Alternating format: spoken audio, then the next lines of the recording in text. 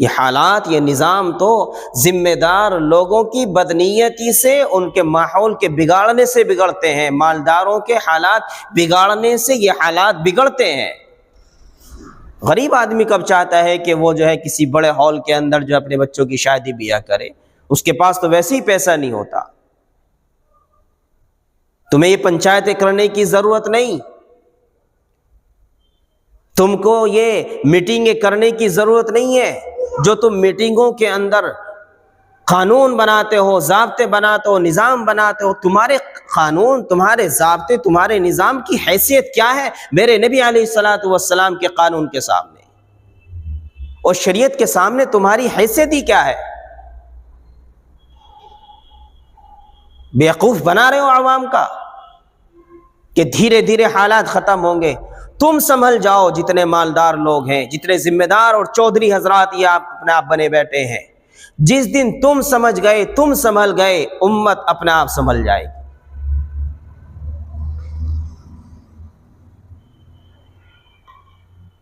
اللہ کے نبی علیہ الصلوۃ والسلام نے ارشاد فرمایا، اتق المحارم تکن اعبد الناس۔ اگر کوئی انسان یہ چاہتا ہے کہ لوگوں کے اندر عبادت گزار بن جائے، متقی بن جائے، پرہیزگار بن جائے، اسے چاہیے کہ وہ تقوی اختیار کرے۔ یہ تقوی نہیں ہے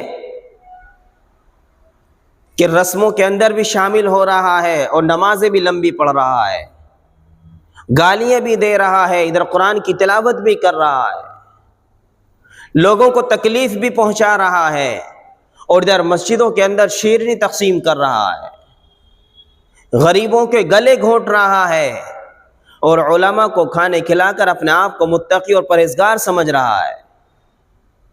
یہ تقوی نہیں ہے، یہ تو ایک دکھاوا ہے، اور اس دکھاوے کی اللہ کے نبی علیہ الصلوۃ والسلام کی نگاہ میں اور اللہ کی نگاہ میں کوئی حیثیت اور کوئی مقام نہیں ہے۔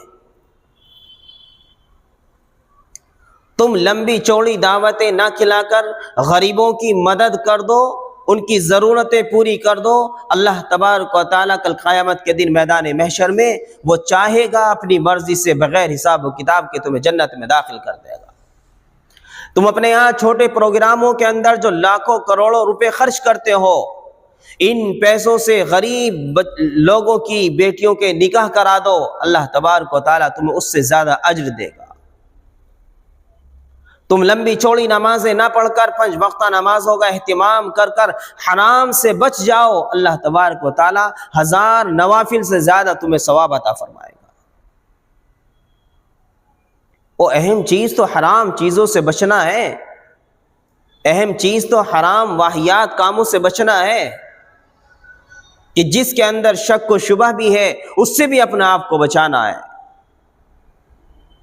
آج کالونی کے اندر، بستی کے اندر، اپنے حلقے کے اندر جو جتنا حرام خور، بیاض خور، سود خور اور حرام کمائی کمانے والا ہوتا ہے، یہ مسجدوں کے علماء اس سے بچنے کی کوشش کرتے ہیں، لیکن یہ شیطان ان کے پیچھے جان بوجھ کر پڑ جاتا ہے۔